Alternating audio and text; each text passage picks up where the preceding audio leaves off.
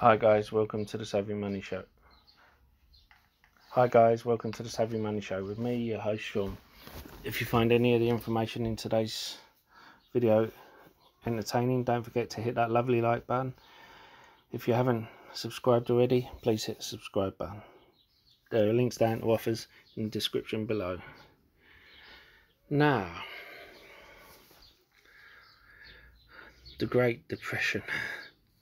Spelt wrong, yeah, but I had someone ask me, what happens if we save our money? Someone's actually said to me, does it hurt the economy if we save our money? Well, in one way, yes.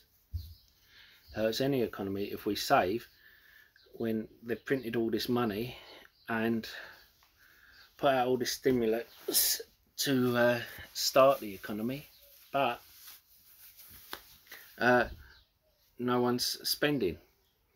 They've done all this. They've given you free money to spend. They've given you they've propped up businesses until you start spending.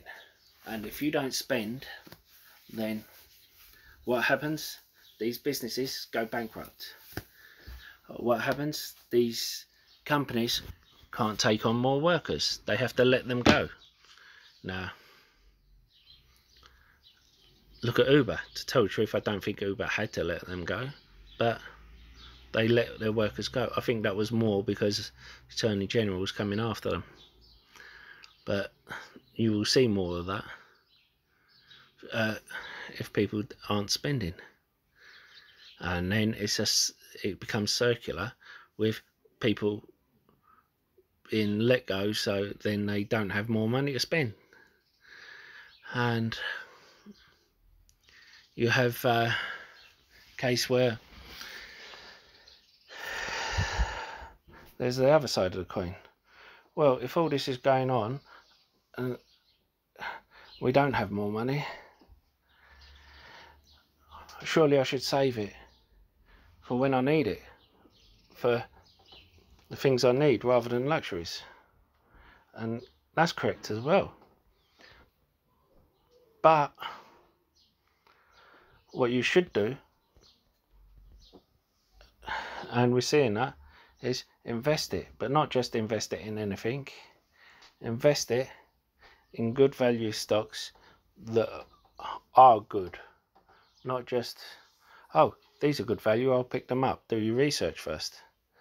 You then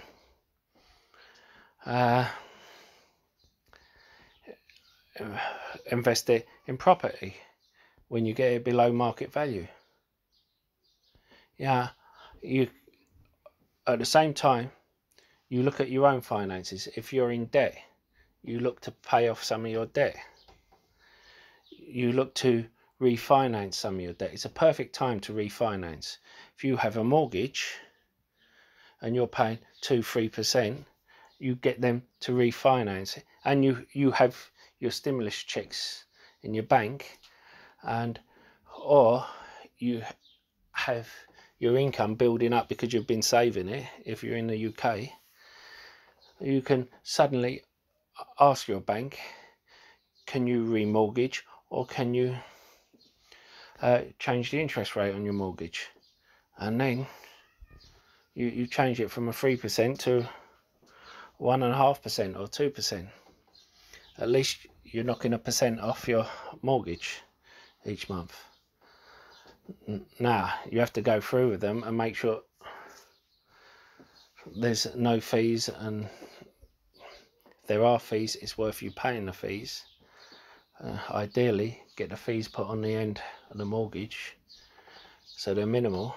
And inflation, with inflation, it doesn't affect you so much. Now, remember, I'm not a mortgage advisor, I'm not a financial advisor, so these are just tips that I use. As other things, if you rent a property instead of mortgage a property, you contact your landlord and you say to him, the price of properties in the area has dropped. I think my rent should drop. and I think I should have a rent review. But make sure you have all the information first of all. You find out how much the price of the property was when you got the rent, and you find out the price of the property in the area now, and then you get a new tenancy agreement. And the same with your electric, your gas. I mean, oil's at an all-time low. Why wouldn't you check around? You know, I have all these emails saying, Sean, you can go on this deal, you can go on that deal. You know, even from Martin Lewis and that. But when I find my own deal that's even cheaper, it makes me feel happy. When they say to me, who are you with? I tell them, and they say, oh, we can't compete with that. Then it's no tomorrow. Same with and negotiate with these companies. I did a video on Topcashback. Now, I don't just take what someone's doing.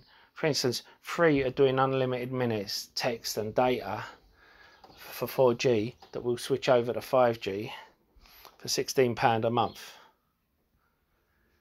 Now, I don't go to my mobile company and say they're offering it £16 a month.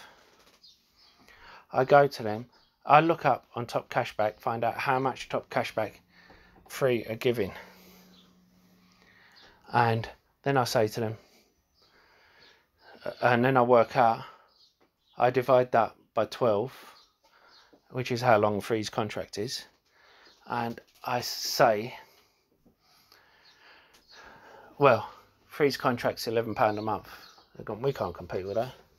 I say, oh well, I'll be moving to Free then, because they're £16 a month and they give me that much cashback. We don't deal with cashback. Yeah, I know, but they do, and so I'll move there. And I've gone, but if you gave me credit instead that was equal to the value, I would stay with you. And that brought my account down to that for the year. I would stay with you. So I'm now with a better provider who give me free BT Sport, although that's no good now, but before all this came in play, and I'm getting a £24 a month contract, and I got it for £9 a month effectively, because they gave me, because I negotiated it. They said to me, okay, you have to request to leave. I've gone, okay, I'll request to leave. And then they called me up. Oh, I'm just wondering if there's anything you could do. So I've gone through it all with them, gone through their manager, spent about an hour in total discussing it with them, saved all this money. They gave me a better deal than if I'd have gone with Free. And then what's happened is it's the same with anything. You work out what you need, what you don't need. For instance, I hated paying my TV license when I was streaming most things, and which we have to pay in the TV in UK. We got rid of a cable, you know. So what did we do next? I sold my TV at a profit from what I bought it, because I got an amazing deal, negotiated an amazing deal when I bought it. So I sold it at a profit when my kids were born, and then I cancelled my TV licence, so I don't have to pay that. That is an extra £74 a month saved. I don't have to pay any cable. When I'm negotiating for fibre and phone, and they say, well, with this deal you can get the TV and all, I say, I don't want it, I don't have a TV. So then I negotiate getting more off of my account, and instead all I do is I use the Wi-Fi to stream and download to my tablet or my phone. And as long as I don't stream certain channels or I don't stream live, that's fine. Anything live I go to the pub and watch. Not now, but when the sports were on. So that's another way. You have electric, gas, your phone line, all of these, and you can go through cashback sites to get cashback back with them. But there are lots of deals on at the moment. You've got the same with the car insurance, you've got the same with any kind of insurance, or at the moment, if you want to, you can use the excuse, we're not using our car, so we want to freeze our car insurance. We want it classed as off-road. But beware that after a month of freezing your car insurance and classing it as off-road, your tax will also be classed as off-road, so that will be frozen as well. Now you can have a look at your spending. I said before about swaps, swishes and book swaps, you know, they won't be operating at the moment, but you have things such as Nextdoor, and there's plenty of apps like this that do there are plenty of apps like this that do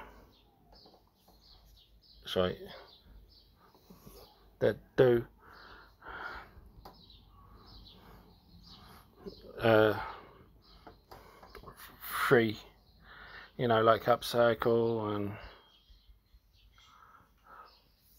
I spelled that wrong, how silly am I?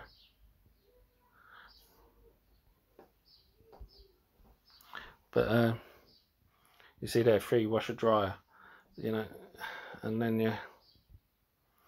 you mark it free. But what happens is you get an email saying so many items, all items are free. Now these apps are good. They're free apps, and they let you, they want to increase the people on their apps, so get funding, but they're a way, you know. I have put stuff on there for people to get for free. I've used it to get stuff for free before that I've used. Now I'm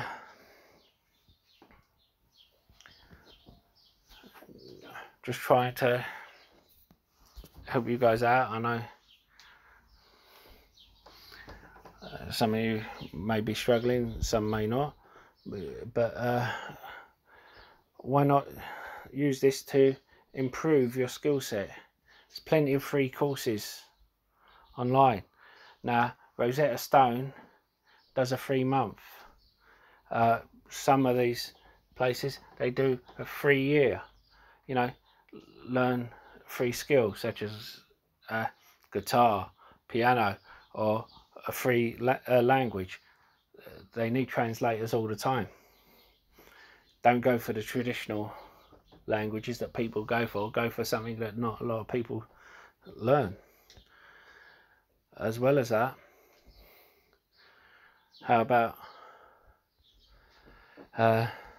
learning one of the free courses on coding or computer science?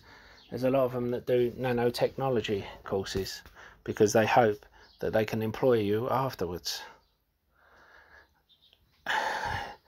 Just do Google search around. Of course, if you don't want to do one of these courses, why not search on and set up a shop on Etsy or even on Shopify? I know they give 7 days free. So you set it up. If you don't make any money in 7 days, enough to keep the shop going, you close it down. And same with Etsy. I mean, of course, there's always the alternative with eBay. With eBay, you have free listing. You only pay if you sell. I've used that for years. You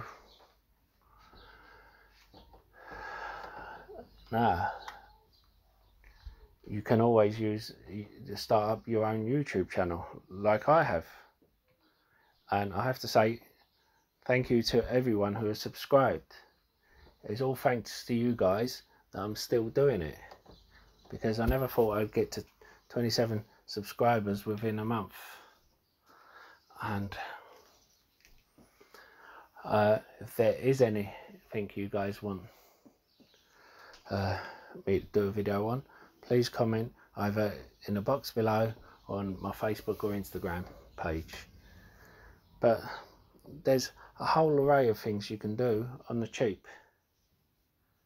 You know, there are companies asking for volunteers, or companies asking to take people on. Now, you say to them, if you train me up and give me a certificate, then, like a fully qualified certificate, then I'm interested. And